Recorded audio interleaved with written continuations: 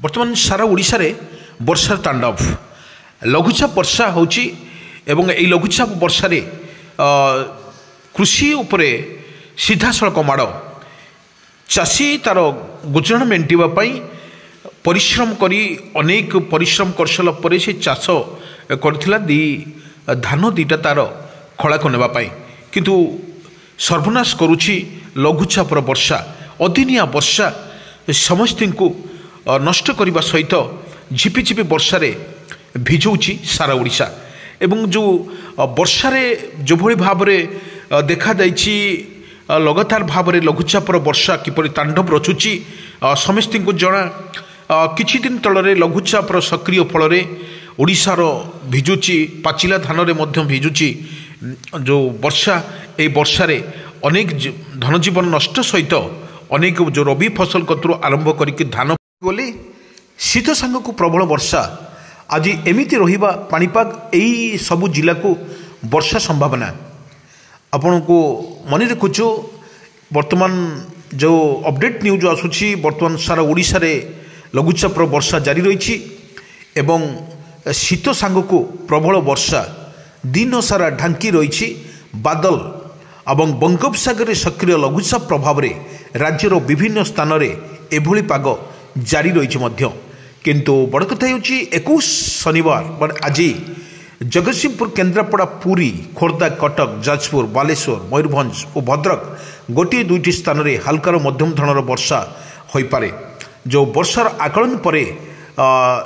पर जो दी जाइए पाणीपाग सूचना अनुसार लघुचाप प्रभाव में राज्यर विभिन्न स्थान में आज और आसंता काली मेघुआ पाग सह वर्षार हेबा रविवार मध्य राज्य में हल्का मध्यम धरणर वर्षा हेबा नहीं संभावना रही आकलन करिछि पाणीपाग विभाग। आज सकाଳେ 8:30 ରୁ 21 तारिख 8:30 पर्यंत उपकूल ओडिशा रे किछि अंचल रे हल्का मध्यम धरणर वर्षा हेबा नहीं जिलागुड़िक को कोरापुट मालकानगिर रायगड़ा नवरंगपुर कलाहांडी कंधमाल नुआपड़ा बलांगीर बौद्ध सोनपुर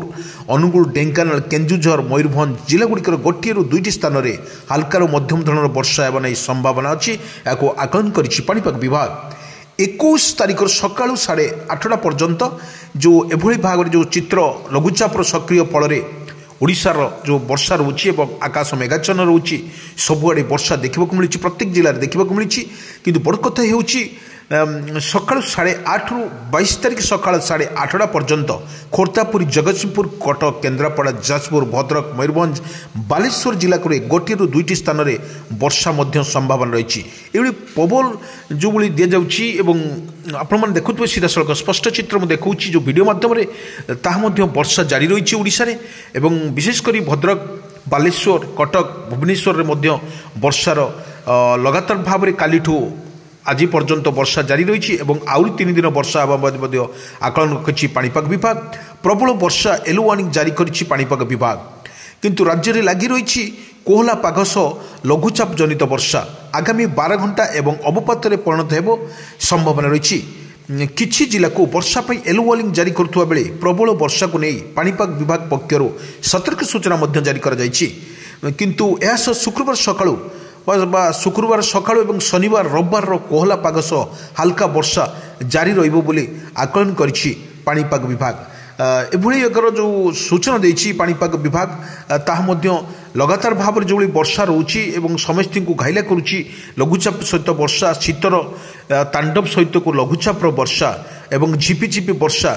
समस्ती को एक प्रकार जो घाइला करुछि। जो बड़ कथा हेउछि जो बाकी अंचल में पाग सुखिला रोचे 22 तारिख ठारू राज्य में पागर परिवर्तन आसिबो आ वर्षार संभावना मात्र नाही मात्र वर्षार कमिबा परे राज्य में पुणी शीत प्रकोप बढ़ी पारे।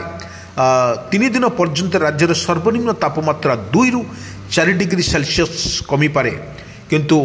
गतकाली दिन राति तापमात्रा मध्य केतटा फरक देखा मिलता किछि समय सबु जिले में सर्वोच्च तापमात्रा 4 ରୁ 9 डिग्री पर्यंत खसी रही अनुकूल सर्वाधिक तापमात्रा 21.7 डिग्री को ह्रास पाई सेतबेले जो रायगड़ा और छत्रपुर कटक रे 22 डिग्री लेखाए और गोपालपुर 22.3 भुवनेश्वर 27.7 एवं दाड़ीमार 23 और तालचेर चांदवाली 23.4 एवं केन्दुझर 23.5 ଏବଂ ପୁରୀରେ 23.6 ଡିଗ୍ରୀ ଲେଖାଏଁ ରହିଥିଲା। କିନ୍ତୁ ବଡ଼ କଥା ହେଉଛି ଯେଉଁଭଳି ବାଲେଶ୍ୱର ଭୁବନେଶ୍ୱର କଟକରୁ ଅନୁଗୁଳ ଭଦ୍ରକ ବାଲେଶ୍ୱରରେ ସବୁଠି ଥିବା କୋହଲା ପାଗ ଦେଖିବାକୁ ମିଳିଛି। ସବୁଠାରୁ ଦେଖିବାକୁ ମିଳେ ଭଦ୍ରକ ଜିଲ୍ଲା ଏବଂ ବାଲେଶ୍ୱର କଟକ ପୁରୀରେ ବର୍ତ୍ତମାନ ବର୍ଷା ଲଗାତାର ଭାବରେ ଜାରି ରହିଛି ଏବଂ ପରିବେଶ ଯେଉଁ ପାଗର ସମ୍ପୂର୍ଣ୍ଣ ପରିବେଶ ଧୂଆଁମୟ ଦିଶୁଥିବା ବେଳେ ତା ଦିଗକୁ ହାଲକାରୁ ମଧ୍ୟମ ଧରଣର ବର୍ଷା ଲାଗି ରହିଛି। ସର୍ବନିମ୍ନ ତାପମାତ୍ରା ସେଭଳି ପରିବର୍ତ୍ତନ ହେଉନଥିଲେ ମଧ୍ୟ ବର୍ଷା ଯୋଗୁଁ ପ୍ରବଳ ଥଣ୍ଡା ଅନୁଭୂତ ହେଉଛି। ସବୁ ଜିଲ୍ଲାରେ ମାନେ ଦିଆଯାଇଛି। କିନ୍ତୁ ବଡ଼ କଥା ହେଉଛି ଯେଉଁଭଳି ବର୍ଷାର ତାଣ୍ଡବ ରଚୁଛି, ଯେଉଁ ଚାଷ କୂଳକୁ ହତାଶ କରୁଛି, ଚାଷ ଉପରେ ନିର୍ଭର କରୁଥିବା କୃଷି ଭିତ୍ତିକ ଯେଉଁ ଫସଲ ଗୁଡ଼ିକ ରହିଛି, ଆପଣ ଦେଖନ୍ତୁ ରବି ଫସଲ ଦେଖନ୍ତୁ, ଧାନ ଦେଖନ୍ତୁ, ସବୁଗୁଡ଼ିକ ବର୍ତ୍ତମାନ ନଷ୍ଟ ହେବାକୁ ବସିଛି। କାଁ ଭାଁ ଦେଖିବାକୁ ଗଲେ ପ୍ରତ୍ୟେକ ଜିଲ୍ଲାରେ ବର୍ଷାର ଲାଗି ରହିଛି। ତୁହାକୁ ତୁହା ବର୍ଷା ଏବଂ ପବନ, ହାଲକା ପବନ ସହିତ ଯେଉଁ ଶୀତର ତାଣ୍ଡବ, ଶୀତର ଯେଉଁ ପ୍ରକୋପ ରହିଛି ତାହା ମଧ୍ୟ ଲୋକମାନଙ୍କୁ ଅସ୍ତବ୍ୟସ୍ତ କରୁଛି। ଝିପିଝିପି ବର୍ଷା ମଧ୍ୟ ପ୍ରତ୍ୟେକ ଜିଲ୍ଲାରେ ଆରମ୍ଭ ହୋଇଯାଇଛି। ଏଭଳି ବର୍ଷାର ତାଣ୍ଡବ ଦେଖିବାକୁ ମିଳୁଛି। କିନ୍ତୁ ବଡ଼ ଦେଖିବାକୁ ଗଲେ ଆପଣ ଭିଜୁଆଲ୍ ମାଧ୍ୟମରେ ଦେଖନ୍ତୁ, ଏ ଯେଉଁ ବର୍ଷା ଝିପିଝିପି ବର୍ଷା ପଡ଼ୁଛି ଏବଂ ବର୍ଷା ପଡ଼ିସାରିଲା ପରେ ଯେଉଁ ଲଘୁଚାପର ବର୍ଷା, କେତେକାଳେ ଲଘୁଚାପର ବର୍ଷା, ଅଦିନିଆ ବର୍ଷା ସବୁ ସାରୁଛି। ଯେଉଁ ଚାଷ କୂଳରେ ବ୍ୟସ୍ତ, ଯେଉଁ ସରକାରଙ୍କ ତରଫରୁ ଘୋଷଣା କରାଗଲାକୁ ଶୀଘ୍ର ନେଇକି ଅମଳ କରିବା ପାଇଁ ଲୋକମାନେ ବ୍ୟସ୍ତ ହୋଇକି କଞ୍ଚା ଧାନ, ନିଜର କଞ୍ଚା ଧାନକୁ କାଟି ବର୍ଷାର ଦାହୁରୁ ରକ୍ଷା କରିବା ପାଇଁ ନିଜ